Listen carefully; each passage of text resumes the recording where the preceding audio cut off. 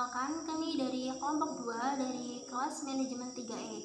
Di sini kami akan menjelaskan tentang bab teori Hexer-Ohlin. Untuk yang pertama ada asumsi teori Hexer-Ohlin. Yang pertama adalah asumsi dua negara, dua komoditas, dan dua faktor. Maksud dari asumsi yang pertama ini adalah asumsi ini dibuat dengan pengetahuan bahwa penyederhanaan akan menghasilkan kesimpulan yang dasarnya tidak berubah dari teori. Kemudian asumsi yang kedua adalah bahwa kedua negara menggunakan teknologi yang sama dalam produksi. Maksud dari asumsi yang kedua ini adalah jika harga-harga faktor produksi sama di kedua negara, maka produsen di kedua negara akan menggunakan jumlah tenaga kerja dan modal yang sama persis dalam setiap produksi komoditas. Jadi, produsen di setiap negara akan menggunakan lebih banyak faktor yang relatif lebih murah untuk meminimalkan biaya produksi mereka. Asumsi 3 berarti bahwa komoditas X membutuhkan tenaga kerja yang relatif lebih banyak daripada komoditas Y di kedua negara. Dalam cara yang lebih teknis dan tepat, ini berarti bahwa rasio tenaga kerja modal lebih tinggi untuk komoditas X daripada Y di kedua negara pada harga faktor produksi. Asumsi 4 berarti bahwa peningkatan jumlah tenaga kerja dan modal yang digunakan dalam produksi komoditas apapun akan meningkatkan output komoditas tersebut dalam proporsi yang sama. Asumsi 5. Spesialisasi tidak menyeluruh dalam produksi di kedua negara. Berarti dengan perdagangan bebas di kedua negara terus memproduksi kedua komoditas. Asumsi 6. Selera yang sama di kedua negara. Berarti bahwa preferensi permintaan seperti yang tercermin dalam bentuk dan kurva indiferen adalah identik di kedua negara. Asumsi 7. Persaingan sempurna, di mana jumlah penjual dan pembeli sangat banyak, dan produk atau barang yang ditawarkan sejenis atau serupa, contohnya beras dan gandum. Asumsi 8. Terdapat mobilitas faktor yang sempurna dalam ruangan lingkup masing-masing negara, namun tidak ada mobilitas internasional. Maksudnya, seorang pekerja atau sejumlah modal bisa dengan mudah berpindah-pindah dari satu sektor ekonomi atau industri ke sektor lainnya dalam negara yang sama, tetapi tidak bisa berpindah ke negara lain. Selanjutnya, asumsi 9. Tidak ada biaya transportasi, tarif, atau penghalang lain untuk arus bebas perdagangan internasional. Menurut teori Hexer-Ohlin, dalam asumsi ini berarti bahwa setiap hasil produksi kerjasama antara kedua negara tidak memerlukan biaya transportasi, tarif, dan yang lainnya. Hanya sampai harga komoditas relatifnya saja sesuai dengan perjanjian antara kedua negara. Asumsi 10. Semua sumber daya sepenuhnya digunakan di kedua negara, yang berarti tidak ada sumber daya atau faktor produksi yang menganggur untuk menghasilkan hasil produksi yang maksimal antara kedua negara. Asumsi 11. Perdagangan internasional antara kedua negara seimbang. Jadi, semua total nilai ekspor masing-masing negara itu sama dengan nilai impor dari nasionalnya. Kemudian selanjutnya ada intensitas faktor produksi, kelimpahan faktor produksi, dan bentuk garis batas produksi. Untuk yang pertama ada intensitas faktor produksi. Dalam dunia dua komoditas, X dan Y, dan dua faktor tenaga kerja dan modal, kita dapat mengatakan bahwa komoditas Y adalah padat modal. Jika rasio modal tenaga kerja K per L yang digunakan dalam produksi Y lebih besar dari K per L yang digunakan dalam produksi X.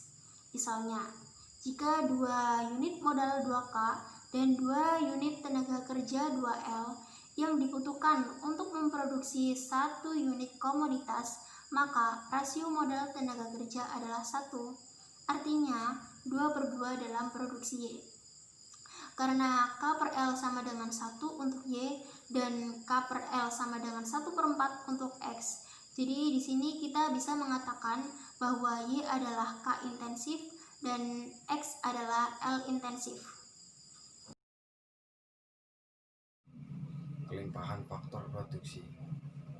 Ada dua cara untuk menentukan kelimpahan faktor produksi. Salah satu cara, misalnya dalam hal jumlah keseluruhan model tenaga kerja yang tersedia di masing-masing negara. Kelimpahan faktor produksi dan bentuk garis batas produksi. Untuk negara satu lebih datar dan lebih luas daripada negara dua. Alasannya karena negara satu merupakan negara yang berkelimpahan tenaga kerja, sedangkan negara kedua merupakan padat tenaga kerja. Teorema Hexer-Ohlin.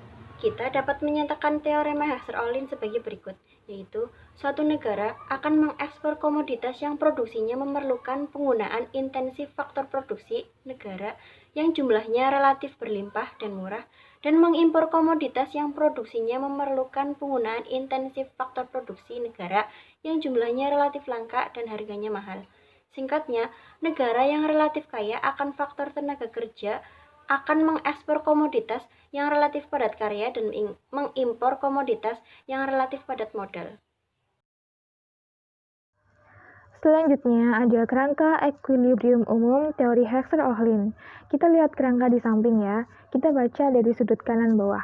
Ada distribusi kepemilikan faktor produksi dan selera, itu untuk menentukan permintaan komoditas akhir. Selanjutnya ada permintaan turunan faktor produksi yang berasal dari permintaan komoditas akhir. Selanjutnya ada penawaran faktor produksi dan permintaan turunan faktor produksi, itu untuk menentukan faktor produksinya.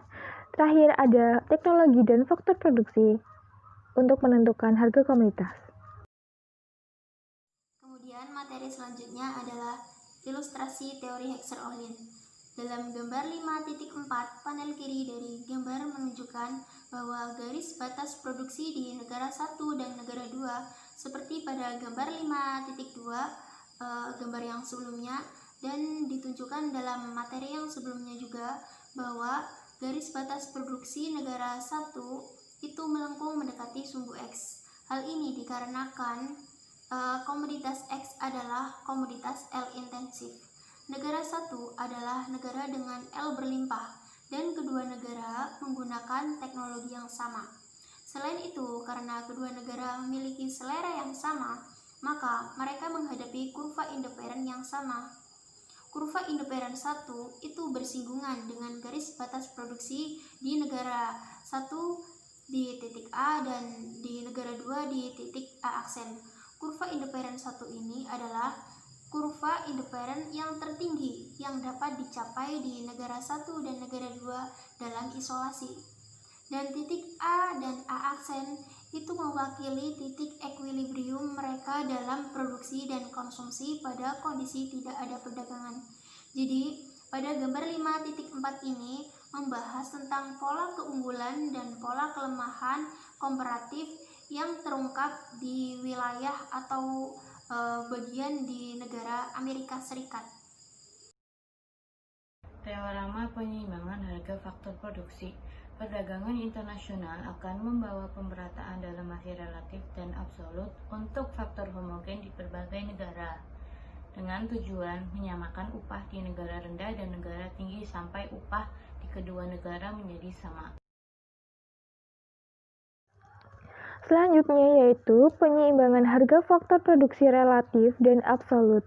Kita lihat pada grafik di samping kita, yaitu penyeimbangan harga faktor produksi relatif yang menyatakan bahwa sumbu horizontal mengukur W per R dan sumbu vertikal mengukur PX per PY sebelum perdagangan. Negara 1 berada pada titik A dengan W per R atau W per R1 dan PX per PY sama dengan PA. Sementara negara 2 berada pada titik A aksen dengan W per R sama dengan W per R2 dengan PX per PY sama dengan PA aksen. Karena W per R lebih rendah di negara 1 dibanding negara 2, PA lebih rendah dari PA aksen sehingga negara satu memiliki keunggulan komparatif dalam komoditas. Pengaruh perdagangan terhadap distribusi pendapatan. Di bagian ini kita menganalisis pengaruh perdagangan internasional terhadap harga faktor produksi dan relatif di setiap negara. Uji empiris. Uji empiris pertama dari model HO dilakukan oleh Leontief menggunakan data Amerika Serikat tahun 1947. Dia menemukan bahwa komoditas substitusi impor Amerika Serikat 30% lebih intensif dari ekspor Amerika Serikat karena Amerika Serikat adalah negara yang paling berlimpah. Hasil ini adalah kebalikan dari apa yang diprediksi oleh model HO dan menjadi dikenal sebagai paradok Leontief.